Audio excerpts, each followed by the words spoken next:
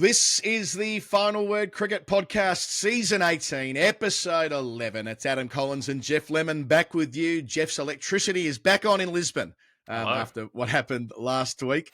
We have a lot to get through, both home, and by home I mean here in London, and abroad as well. The IPL segment with Ben Jones comes up at the end. We've had an election, which we'll talk about because we have the ability to do that on this program. It's our show. We will talk about the things we wish to talk about. Lots of other stuff going on too. I won't spoil it. Jeff, how are things? Well, I'm here. It works. That's the key thing. Last week we were keen to record, and then there was a 12-hour or more blackout across all of Spain and Portugal and perhaps some other bits of other countries here and there. It was pretty unclear as to what was going on. I wrote about this on the page, the other spin-off Patreon, where I'm writing about some other things that are not cricket at the moment, about how strange it was, because I've been planning to write a piece about zombie apocalypses, about, sort of via The Last of Us and via that idea of the city shutting down, and like literally an hour into putting down some paragraphs about this, the entire power. So I just thought it was the power for my house, and then it was the power for the block, and then it was the city, and then it was the country, and then it was other countries, and then all of the phones went off. So you couldn't get any more information. So we had the start of the information, which was laden with conspiracy theories about the Russians and submarines and all kinds of shit that was doing the rounds for the first sort of hour or so, and then all the internet and all the phones went. So there was no way to get any extra information from the outside world about what the actual cause of what was going on was. So it was a fairly unsettling day, sort of sitting there trying to figure out how long this was going to last, whether it would be a week, whether it would be a day, whether it was intentional, and all the rest of it. But, around about midnight or so, we got back on. Yeah, Daniel and I we've both been watching that 0 Day show on Netflix. Well, it felt just like that, but of course it wasn't literally that. But these things. We were busy last week in your absence, Jeff. There's 2 episodes with Norkie on his sofa, which were entertaining as ever when he's involved, and also the Marcus Harris interview. Listen to that if you want to know what it's like to be an opening batter at Test level. Listen to that. If you want to know what it's like to be in and out of a Test team, listen to that. If you want to know what it's like, kind of growing up with Justin Langer being a huge presence in your life, listen to that. He was awesome. I know we've been pretty big on Marcus Harris for a while on this show. It's not new for us to be barracking for him, but I reckon if you listen to it, you're going to be right in his corner. And what did he do the next day? He walked out and smashed 167 for Lang. So correlation or causation, speak to us on the final word, and maybe, just maybe, you'll make runs the next day. It's not the first time it's happened. We've had, I can't remember. If someone should spreadsheet this, someone really nerdy should go through, check every guest, see when they next played and how they did, because it's probably confirmation bias, but I remember quite a few instances of players excelling shortly after speaking to us. Well, there was a version of this on the weekend for me as well. So I played a couple of games since we've spoken, Jeff. I had a very good game on midweek up north playing for MCC and took wickets and had quirky figures and had a great time of it, but was rather brought back down to earth in a game that we were playing for the Cricket Writers Club. We turn out, 2 or 3 times a season against Gunnersbury Women, who are celebrating their 100th anniversary. They're the oldest women-only cricket club in the world, which is really cool. They've had any number of absolute guns play for them, including White Line Wireless alumnus, Naomi Datani, who Jeff and you and I did commentary with in the very, very first season of the WBBL all those years ago, over a decade ago, I guess it would be now. But my brother Ben and I were playing, and we were dismissed in consecutive deliveries by Elsa Barnfather, who took Pfeiffer. And then she walked out and strummed 100. So a Pfeiffer and 100 in a losing effort. It doesn't get much better than that. She nearly dragged them over the line. So after knocking me over first ball, she then took me apart when the chase was on. So, but the reason I cite that game is that the next day, so yesterday, all of us are in the WhatsApp group from the Cricket Writers Club team, watching her take down Middlesex. So she plays at Kent in Tier 2. It was the first day of the T20 Cup yesterday, and she smacked 29 not out in 14 balls to knock off Middlesex. So, I guess she and I were talking in the bar after play about, I'd mentioned her on the show and what she'd done for Gunnersbury. And then she, of course, goes out and wins a game for her county. So a lovely thing to do on Sunday as well, by the way. Gunnersbury Women, what a club. Their captain, Kylie White, is an Aussie, and she was the most classic, stereotypical Aussie, like in many respects how I am on the field, just talking and low-level sledging for the whole time we were out there. I couldn't have loved it anymore. So that'll be an annual fixture. And great to see Elsa Barnfather. Remember the name. Remember the name. What a great name, by the way. The Barnfather. It's like the Godfather in a rural sort of sense. I don't know, or the sort of Terry Pratchett vibes. It reminds me of, he's talking about typical Australians. So a friend of mine, I was traveling in the States some years ago, and they have like a premix drink, which they call ranch water, which is like tequila and soda and something in a can kind of thing, like tequila seltzer, basically. And my very Australian friend goes, "Can I have one of those? What do you call them? Barn water?" Watching Americans trying to decode what barn water meant. well, maybe there's a through line here. Like when Elsa Barnfather vaults from Kent to the England team by the end of the year, and she's a World Cup winner, maybe we can, we'll celebrate her yet further. So, that was pretty cool. Jeff, also on the weekend, there was the federal election, which was significant on many fronts, with an extraordinary result, really, with a hefty Labor majority, which I don't think anyone really saw coming, apart from one person. Big shout out to my old mate Wayne Swan, who called this, but no one else called this. We were all kind of, predicting maybe 72, 73 seats, governing minority, but to end up near it to 90 is a staggering election result. There's a bit to pull out from that, and as I said off the intro, that we tend to do that on this podcast. You may not like it. You can skip forward a couple of minutes, but Jeff, I'm sure you were following that closely as well. Yeah, watching it, it's a convenient time zone here because you can sit there in the morning and watch the results come in. It was an interesting one too with Canada, where you've got the double up in both those countries, where the sort of Canadian Conservative opponent was running very hard on a Trumpy kind of approach, which had them in position to win 3 or 4 months ago, and then absolutely crashed after old mate spent the last few months saying that they would make Canada the 51st state, which didn't go down too well. And then Peter Dutton started his campaign in similar form, trying to copy a bunch of Trump-style approaches. We're going to get in, sack everybody from the public service, do this, do that, and then realised that the winds were blowing very strongly the other way, and that the fellow's not very popular outside his own office. So that didn't work out very well for them either. It felt like that foreign policy aspect of it played a part in both of those countries' elections within a few days of each other. Yeah, it's like a fascinating study as to like what everyday Australians are tuning into, like not people who are obsessed with politics, but people who, tap into it when they're required to vote and pay attention once every 3 years. And just that total rejection of what the Liberal Party have convinced themselves what will work here, right? And they've been on this trajectory since like arguably 2009. So it's not a new thing, but it's a function of the membership and in turn the candidates they pre-select, and then ultimately who becomes senior members of the party. And then they lose someone like Keith Wallahan, who's a statesman, and he's going to lose his seat in Menzies. Collateral damage. He could have easily ended up the next leader, but now won't get that opportunity, and Labor get that second-term buffer that most second-term governments don't enjoy. So Bracks and Rand got it in Victoria and South Australia, respectively, back in 2002. And that's when they were able to consolidate in their respective states Labor as the natural party of government. So that's the challenge for the Prime Minister and the government. They've been far from flawless, but they presented so many different policy items that drew enormous contrast to the Conservative opposition. When they were talking about fucking nuclear power plants and not having a 2030 emissions target, and rating superannuation for housing deposits, and culling the public service, 41,000 public servants to go in Canberra, trying to, stop universities from being woke and fighting the culture wars on a daily basis. You got Labor out there talking about bulk billing, investing in GPs, investing in enabling people to buy a first home, huge investments in affordable housing, HECS debts, more TAFE places, childcare centres, renewables targets that are far more in line with what needs to be done to meet Australia's international obligations. So there was this enormous contrast where that's not always the case in elections, where two parties are desperately trying to find the middle ground, where this one, the dividing lines were far clearer.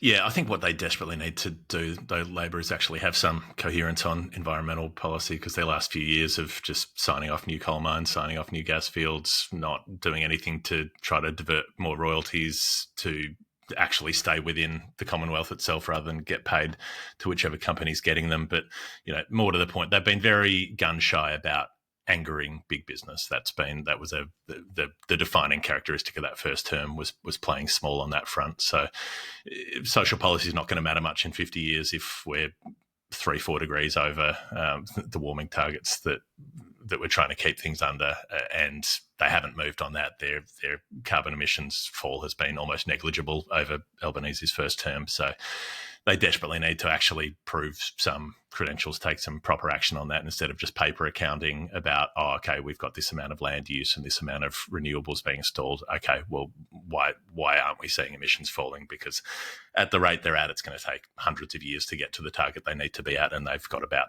20 years left to get there. Well, they've got 10. So 2035 is the target, and they're going to increase renewables to the tune, I think they get up to 82% by 2030. So it's a dramatic jump from this point forward. And look, it was a complex first term. It was a complex first term with so much going on globally. You consider when the government was elected in May 2022, that's 3 months after Ukraine, having to endure that inflation spiral, which was largely driven by external events. Budget repair, which isn't pretty. It's boring. Paying off debt is boring. But at some point, the country's finances needed to be paid greater attention to, and that's been on the other side of the ball as well, where they have a bit more flexibility, thus the tax cuts that were announced in the budget before the election. So there's a lot going on at the same time. It's never easy. The thing with governing is that the further away you are from it, the easier it looks, and the nearer to the flame you are, the more of a shit show you realise it is. It's just such a difficult thing to do effectively and efficiently.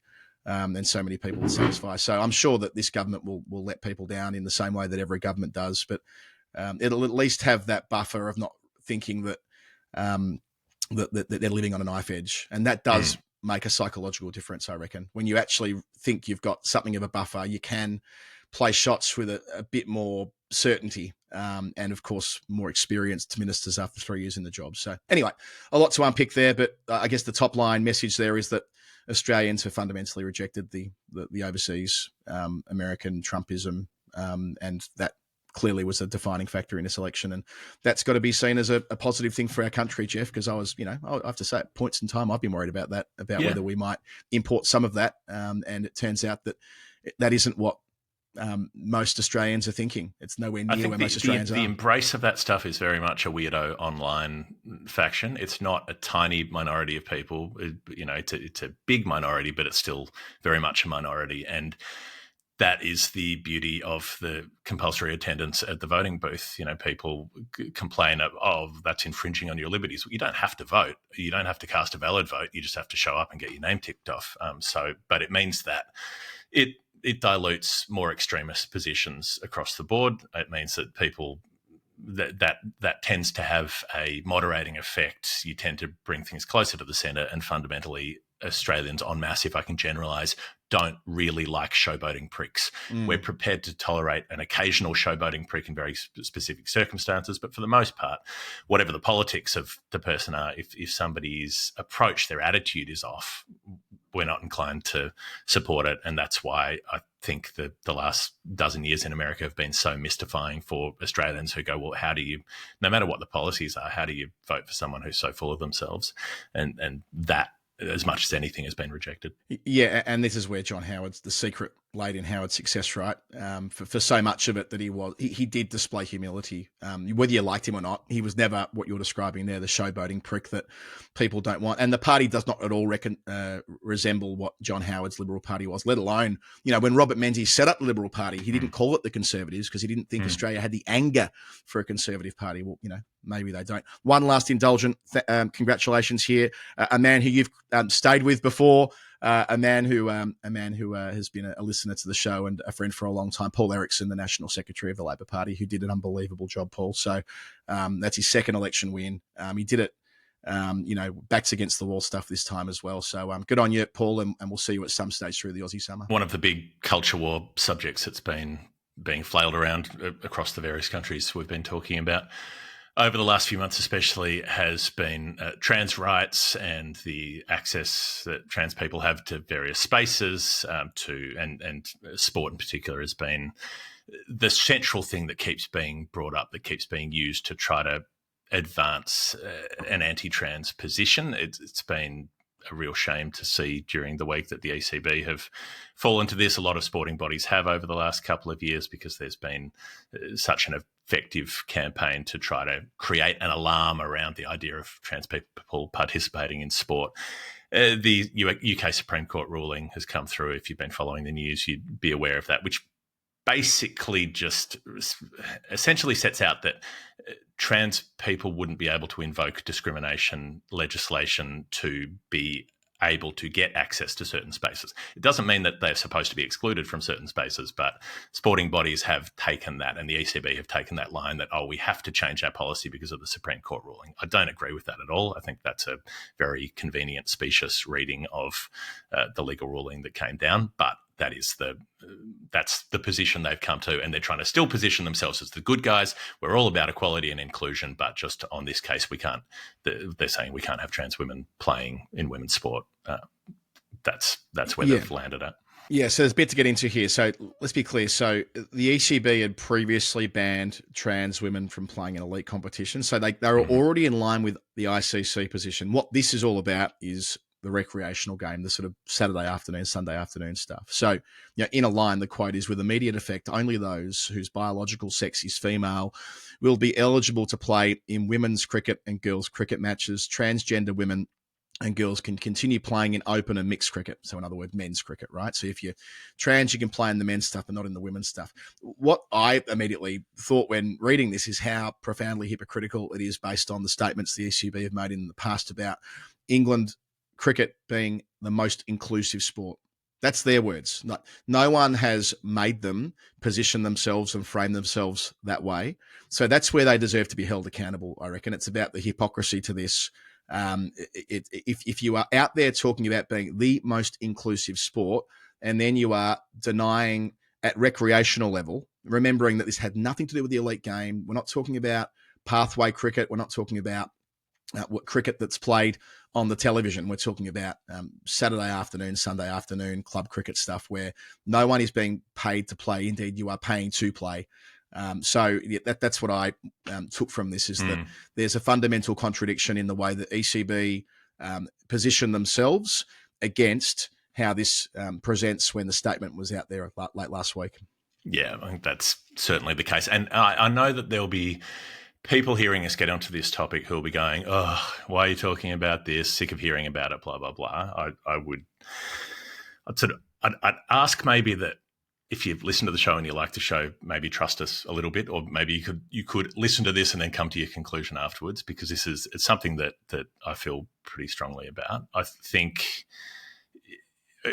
on the practicalities of it, you've got trans people being a tiny proportion of the population. So basically this is almost entirely a theoretical thing. There are very few players who are actually playing in women's sport. It's turned into a kind of moral panic that, this is so unfair because there are all these cases happening across the country all the time. There aren't. It's almost a non-event, but it is something that matters to the people who are involved. And I think I've been trying to understand how people see it from different perspectives, and I think I can see that if you haven't given this a lot of thought, and if you give it a first glance, I can see why people would go, "Oh, this is unfair," right? Because I can see why someone would say you've got a player with certain developmental advantages, and then they've transitioned, and then that's not fair in the sport that they're playing. And there's this, like, the underlying impulse for people who follow sport, right, is level playing field. That's the cliche. I mean, it's never true because people are always coming from different backgrounds of advantage in different ways. But the idea is, like, the idea of unfairness in sport gets people riled up, right? That's that's sort of where so much of the emotion around this issue comes from, I think. But I think if you engage in this topic in good faith, and if you're saying that it's not fair for trans women to play women's sport, I think what I would like people to understand is that you are being exploited. If you're, like, you might be out there making that argument in good faith, but you're being taken advantage of by people who are not making that argument in good faith. And you and I have been online enough over the last 10 years to see how there's been this campaign against trans participation in sport. It used to be really prevalent on Twitter. You remember, like, say like Jonathan Liu wrote a piece at one point, or somebody writes a piece about that basically says, hey, why don't we treat trans people with some dignity and respect? And then they would get absolutely bombed online by what was clearly a very coordinated campaign against it. So there were clearly Facebook groups or WhatsApp groups or something where people would go, hey, a piece has gone up, go and smash it, and make sure that they all jumped in the comments and said, oh, you're a misogynist, you hate women, and whatever the kind of arguments were that they would go on and make. And what I always found really interesting with those, when those things happened, is if you went through and examined the accounts that were making these comments, not one of them ever posted anything about women's sport that was not to do with trans participation. They didn't put clips up of the games they were watching. They didn't talk about players who they idolised. They didn't chat about matches that were on during the weekend. There was nothing. There was no engagement with women's sport at all.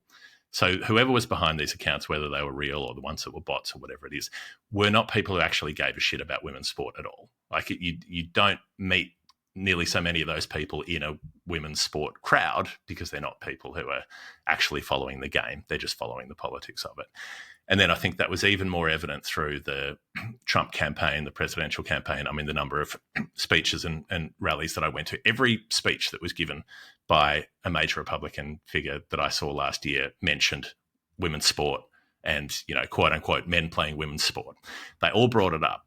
Tell me, how many minutes of women's sport would Donald Trump have watched in his life voluntarily, or Vance or Vivek Ramaswamy, right? Like, these are not people who give a shit about women's sport. And it's even more insulting that they're talking about protecting women, and then it's an administration who's trying to remove abortion rights, and that's saying that women should be having 6 babies and be given bonuses and get prizes because they need to lift the birth rate, and that basically they want to retreat to a pre-1950s idea of the family model, and that so many people in that administration in senior roles have been very credibly accused of sexual assault, including the president himself.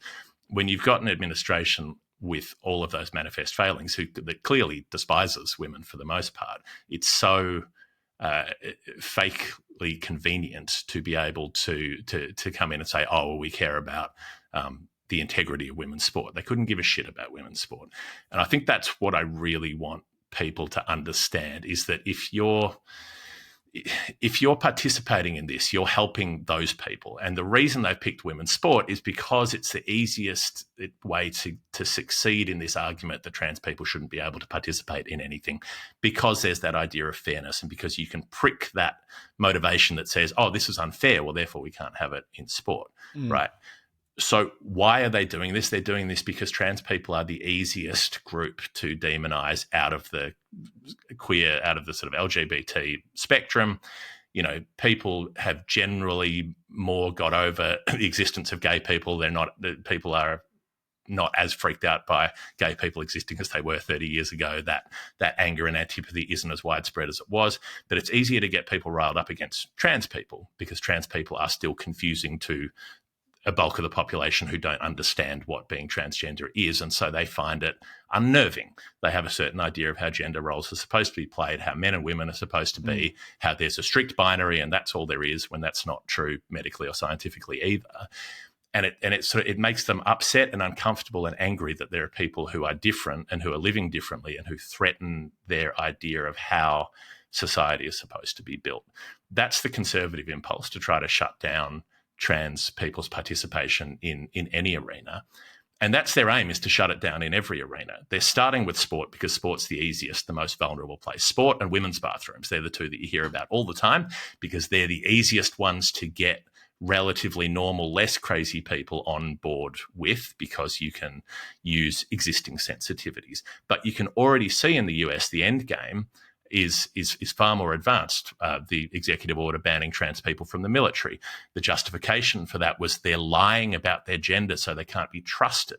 And so they'll then use that justification to say, well, you can't have trans people being teachers because you can't have them around children. You can't have trans people being medical professionals because they have lives in their hands. There'll be all of these ways to try to exclude trans people from as many avenues of life as possible. At the same time as in the States, they're saying we don't recognize being transgender as legitimate at all. You have to get your documents changed to reflect what was interpreted on your birth certificate when you were born as to how your biological sex was marked down at that point. There's a rejection that being trans is valid in any way at all, even though people are living their entire lives this way. They're being told that their lives are invalid and that the way that they exist, that they present to society is invalid. So there's all of this. Sport is the first step in a broader campaign of delegitimization to try to undermine the legitimacy of trans people in the eyes of the community at large. And that is what I want people to understand. When you go, oh, well, I think it's unfair that this and this, okay, like that might be your position. And we could have an argument about whether that's fair. That's a more complicated topic, and I'd be happy to discuss it with anyone who wants to. But be aware of who your colleagues are in this fight. Be aware of who you're standing alongside and what their motivations are, because their motivations are not in anybody's best interests. Their motivations are based on hatred, based on pettiness, based on prejudice, and based on ill will towards people who've never done them any harm. The trans community is tiny, it's at risk, it's vulnerable, and it's being attacked by people for political gain. And so I'd like people to be aware of who they're siding with when they decide that that's the most important, that who finishes where in the park run and who gets their time recorded in which column is more important to them than a community being targeted because of who they are. I think a lot of what you're talking about there is why the conversation does at this point turn people off. People don't want to get involved with freaks on the internet who are obsessed with it. And it's complex for reasons that you and I have talked about before on the show. And I don't propose backing over all of that because I'm someone in the community who has struggled to understand all the moving parts, taken a lot of work on my part just to kind of get up to speed. And why almost like, why would you? I can understand the reflex of people to look the other way and go, this is too fucking hard. It's too difficult. I don't understand it. There are layers of complexity. The people who are brawling about this online are not even remotely people who I would engage with in real life. So that is where there's an impulse to look the other way, which does in turn provide the preconditions for things happening, which reverse to the more vulnerable group.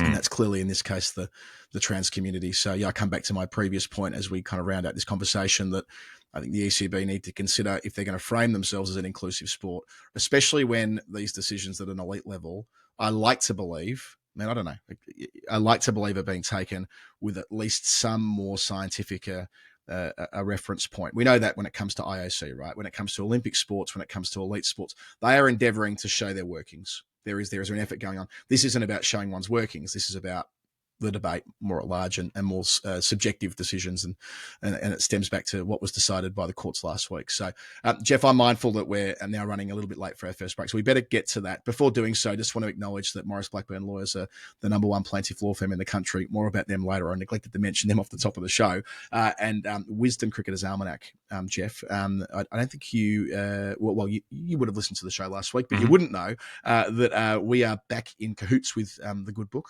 I knew which is a pleasure. I make the show, but yes, it's good for you to tell me. Well, I wasn't aware to the extent to which you're across what we were doing with them anyway, because you were without power. I'm not sure if you listened to Daniel and me. wisdomalmanac.com/subscribe. That's 50% off the recommended retail price because you're a subscriber. It's pretty easy. Like, each year the book comes out with a pretty hefty price on it. If you don't want to pay full price now or into the future, all you need to do is subscribe. And why wouldn't you? Because why would you want to pay full price? Why would you want to just get one? Why would you just want to get one? Wisdom people aren't the types of people who buy one book. They buy, like me, many, many of them. Also, exclusive perks for subscribers, a site-wide 35% discount on bloomsbury.com. So that's kids, cookery, non-fiction, fiction, etc. Plenty of terrific cricket books and great discounts on The Night Watchman and Wisdom Cricket Monthly. So wisdomalmanac.com/subscribe. Get that 50% discount today on the good book, which came out only a couple of weeks ago, and never pay full price for Wisdom again. Back in a moment.